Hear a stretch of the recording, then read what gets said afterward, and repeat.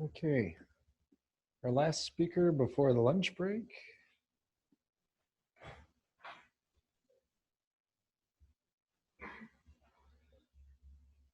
Please welcome Sayward Glise from King County Noxious Weed Control Board to talk about knotweed in Washington State. And up a little bit.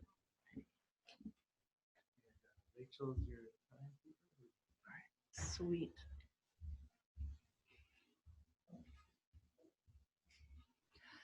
Hi, everybody. I'm Sayward Glise with King County Noxious Weed Control Program. I'm a noxious weed specialist. And today I'm going to be talking to you about knotweed in the Puget Sound region, specifically on rivers, and the experience that my program has dealing with that weed.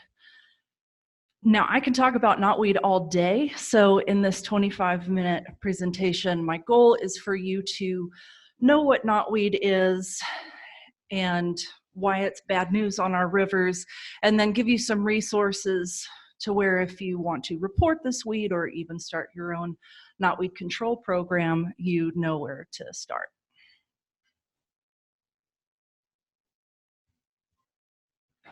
Do I just hit the space bar?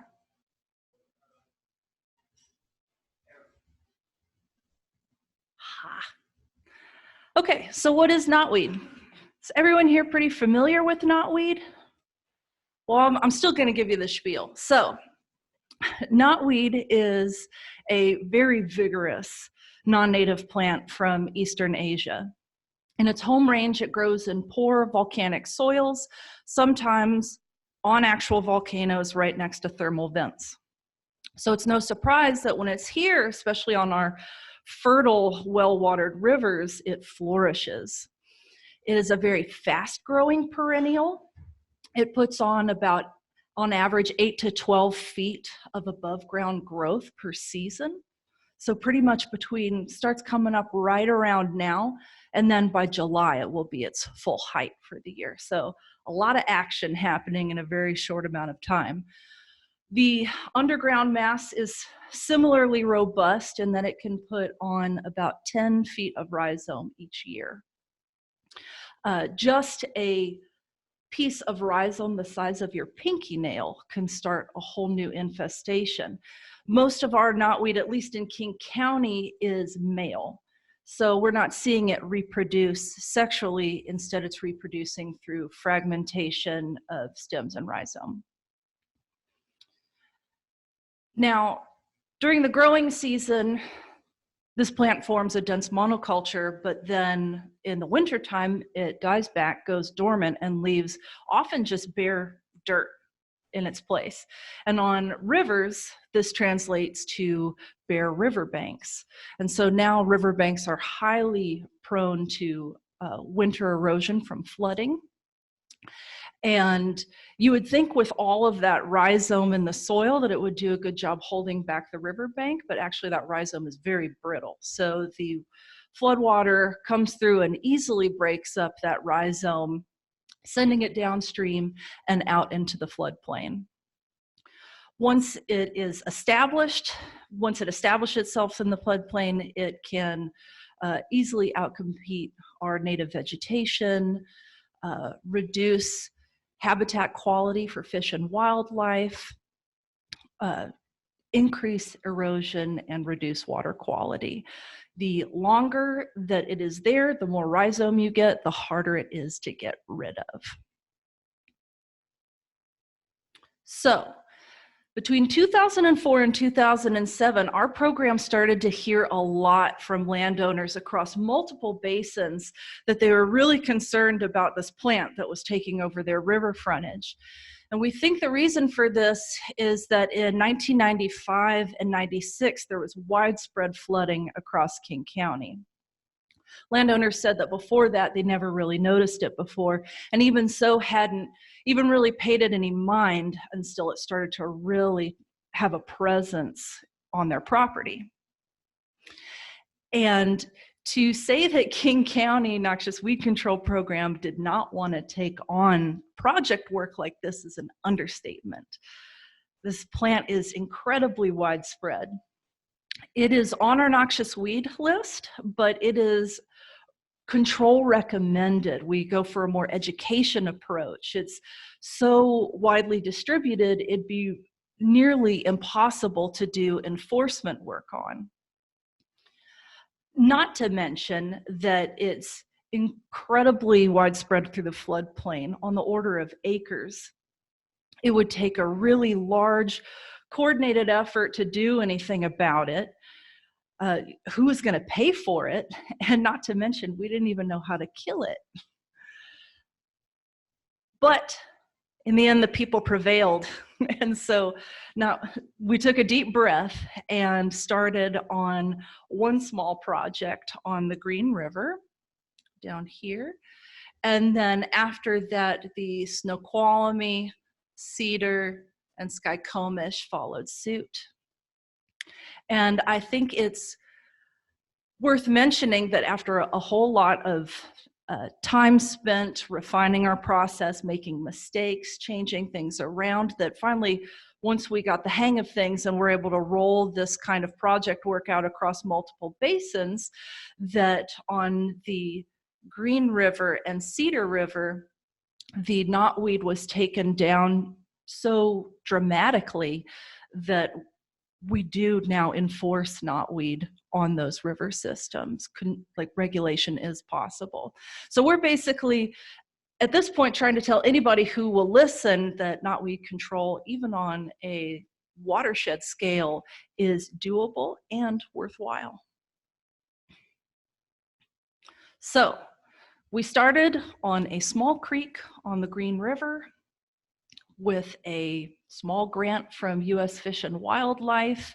And from there, we just kind of went for it and started figuring out how to do this kind of work. And then now at this point, on all of our projects are over 10 years old at this point, we're working on 1,500 plus acres across 4 basins. So definitely we started workshopping small, but then always kept our eyes on this, this growing vision of what our project could become. And we have some major takeaways that we've learned thus far. First one being partnerships, form partnerships. Partnerships between tribal governments, federal and state agencies, municipalities, nonprofits are going to make for a much more robust project. You don't have to do it alone. Enlist help. Funding sources. My program, our knotweed control, is almost entirely externally funded. So we are constantly having to be creative about where we look for money and draw these connections about like why our project would make a difference for this source. We found that the most compatible funds seem to be salmon recovery money, water quality, and flood control grants, but it's definitely good to find some way to keep being creative, because a diverse funding sources will help with the ebb and flow of available grant funding. Educate your stakeholders. We send, well, if you don't have everyone bought in on your project, you're not going to have long-term success at a watershed scale. So we are sending letters, waivers, postcards, thank you cards. We have web videos, we have a blog, we have an Instagram account, all to try and get the community to lean in to this to steward their river and be a part of this process. And then also make sure and track all the hard work that you're doing.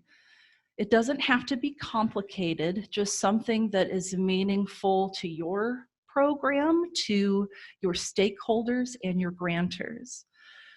My coworker, Patrick, will be talking later today on database management and data tracking tools, so he can talk a little bit more about that. Okay, so how do you kill knotweed? And at a landscape scale, the answer is herbicide. I have What I'm going to go through is a series of techniques and products that we have moved through over the years and tell you that about what we've found to be best so far. But first, I want to address what some of you may be thinking right now. Why don't we just dig it up?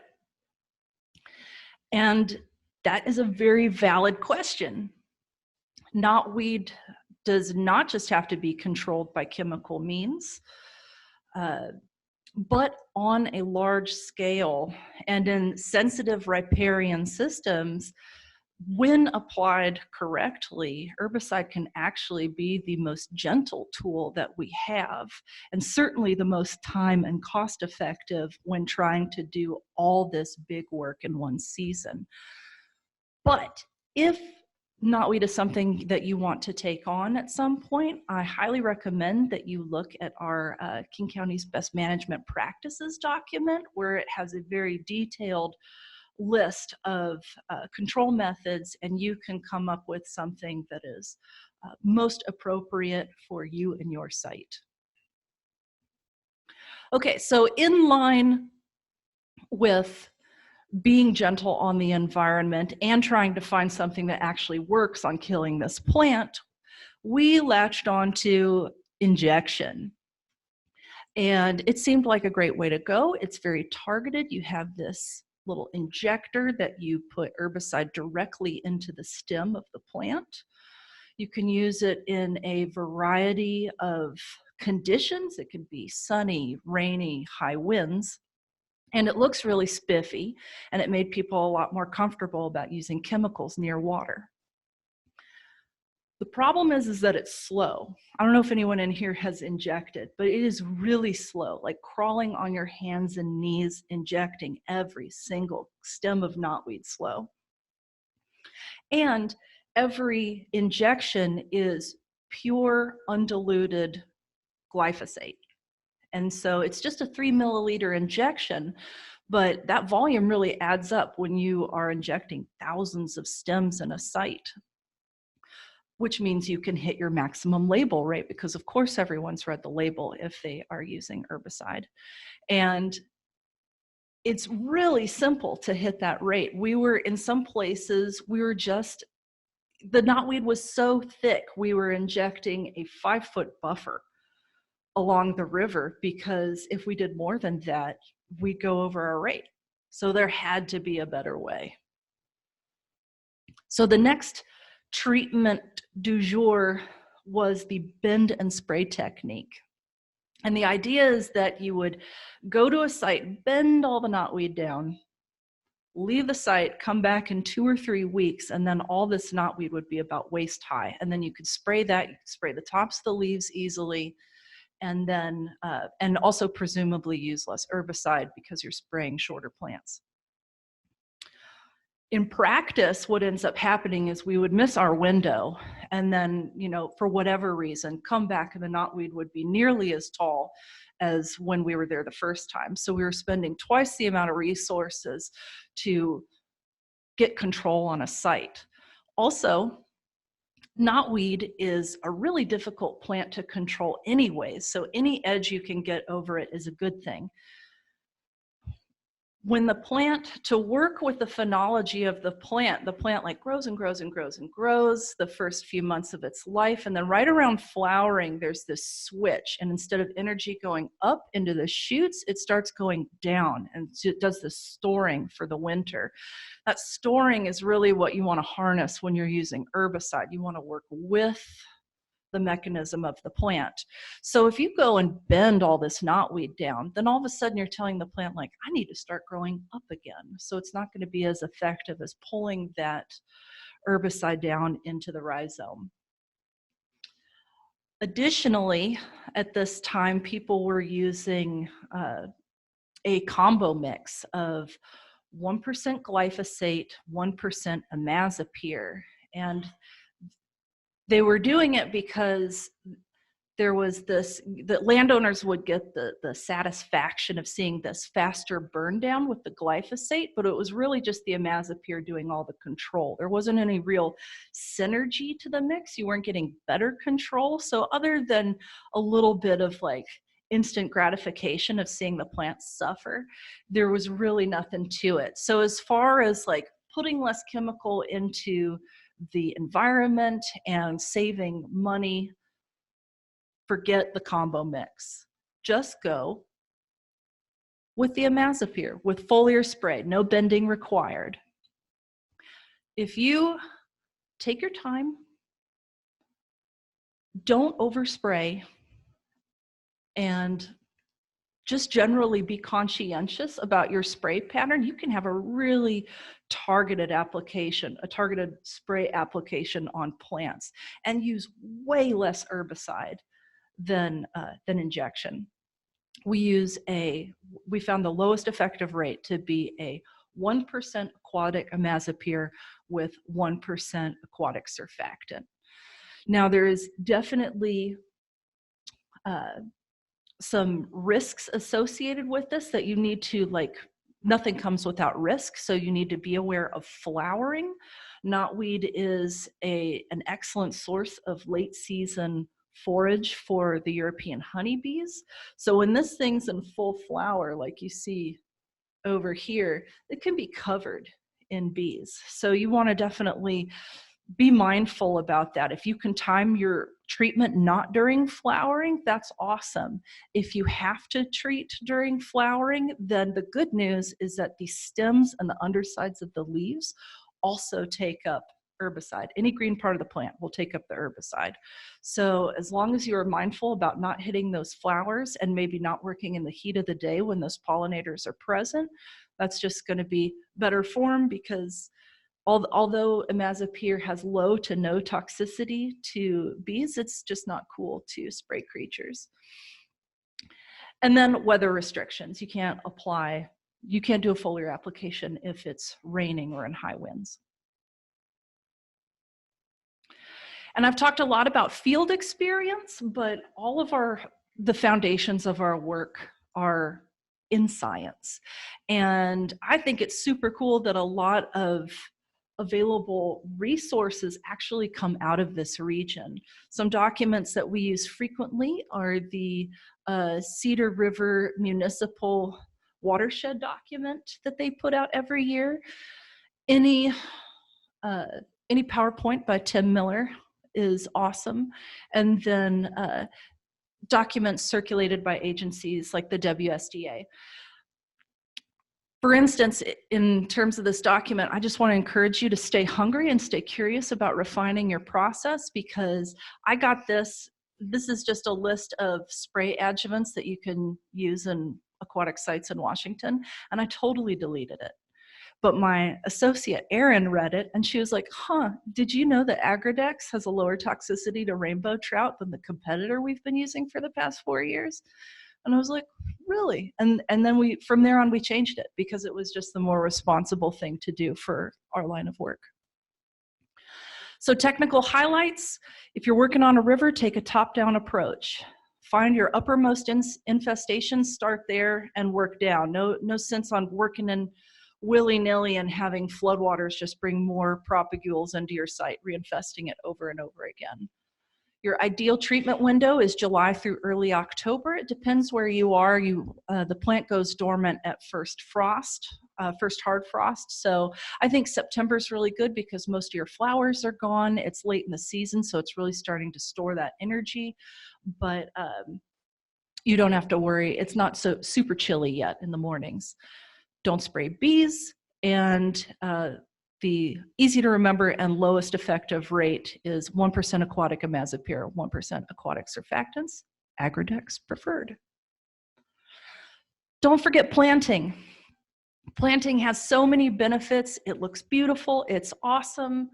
And one of its benefits is weed suppression. If you remove a whole bunch of knotweed and don't put or any weed, and don't put what you want in there, you're going to end up with other weeds. Our program does not do planting. This is where we bring in those partnerships. And so it's allowed us to write these more well-rounded grants doing control work and a planting component. And it goes a really long way to show up and say like, hey, I'm going to take care of your knotweed for free. And by the way, we can offer you a free native plant garden. Even the prickliest of landowners usually is into that. So looking ahead, we're over 10 years deep on our projects, like what's on the horizon, things we've noticed. We've seen a lot of browsing and leaf chew last summer, and I don't know what that's about. I don't know if it's because these hot and dry summers that we've had over and over again are leaving knotweed as one of the only items left at the salad bar, so to speak, for creatures. Don't be hasty in dormanting your sites. There are places where I haven't seen knotweed for 5 years, and then I went back and there's a single sprig just sending this Hail Mary attempt. And if I didn't go back for it, it would just, you know, gain strength, and then I'd have this problem all over again. So assume that it's there. The smoke really messed with our projects last year, because it was unsafe to be outside breathing. So that definitely, and unfortunately, I don't see that becoming less of an issue moving forward. So it's going to be something that we have to think about when we're scoping our projects. Plant, if you don't, it'll just become blackberry. Digging herbicide is not a silver bullet. And so we're now wondering, you know, when is it appropriate to start digging to get rid of those very last lingering pieces of plant material? And, you know, when are we going to start doing that and where? And then how long is this going to take? Just because like we've really done a killer job, but we can't walk away now. And it is not sustainable applying for grants over and over and over again for long-term maintenance. And so just that's something that we're kind of grappling with right now as far as taking the long view. And then finally, I would just like to encourage you, now that you know about knotweed and what a scourge it is, especially on our rivers, please report this weed. And I get a lot of awesome reports through this app that's been plugged several times today. So yeah, any questions?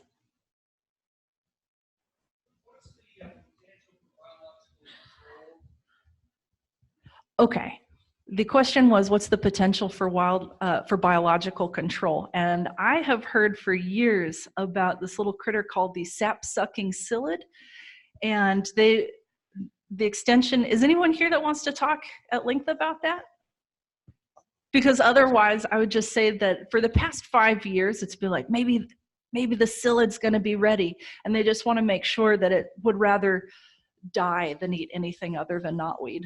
So, but from what I hear, it may actually be this season or the next season. They're talking about getting some sites lined up for release.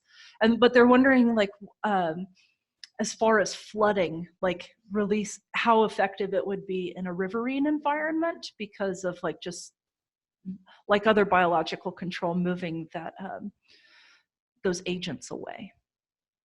So stay tuned.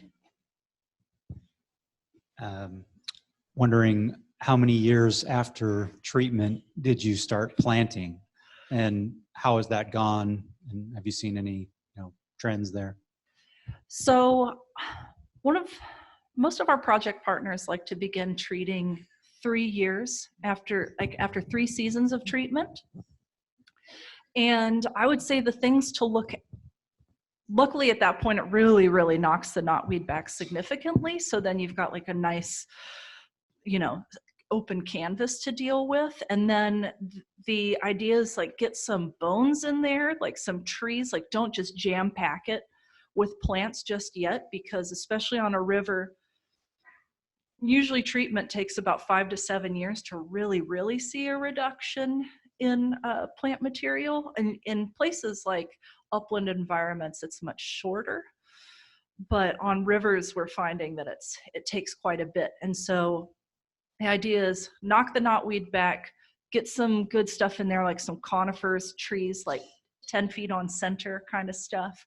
So that way you still have room to work around those. And then as you get better control over time, start like infilling with the shrub layer. And I don't know how great it's done for the actual, because knotweed can't be out shaded or anything like that, but I do think that the available resources, like having a more robust native plant palette, has helped. And certainly with, back to the blackberry thing, is just that it has been on some of my sites that haven't been planted, it's been really difficult to find tiny knotweed in giant blackberry, because one, you don't want to wade through a giant blackberry thicket to go find a plant that's this tall. And so I think, you know, if you're dealing with snowberry that's this tall, like swimming through it to try and find little plants and then get that little spot spray, it's way easier and more effective. Yeah, I have two questions, quick ones. You said you used the Mazapir for spray. What about for injection? Are you still recommending using glyphosate? If glyphosate, okay, so if homeowners are asking for an injector, we recommend that because it's really difficult for homeowners to get a hold of a Mazapir. And so it's still, and it's something that homeowners are very comfortable using, and they like it. Even though usually after 1, maybe 2 years of treatment, you're going to have to spray or incorporate some other kind of control method anyways, because your knotweed ideally will be too wimpy to inject. Which brings me to my next question. Is cutting that wimpy knotweed over a series of years, as it comes up, you just cut it, and cutting it repeatedly during the summer, will that work over a period of years? You can definitely do it, as long, I would say, if it's a small site that you can go to all the time, and if someone is just deeply committed to that kind of work, you can definitely do it, because you're essentially just, it sends that energy up, you cut it down, and you're just starving the plant. Okay, this is for homeowner, basically. Yeah, it can be done. It just takes vigilance.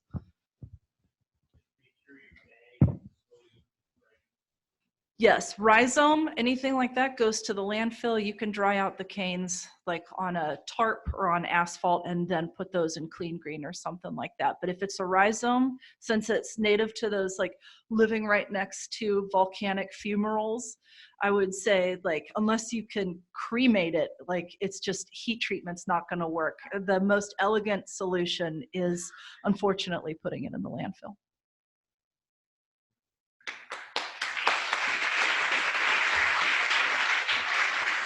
Thank you. That gets us to our lunch break. A couple quick announcements. I've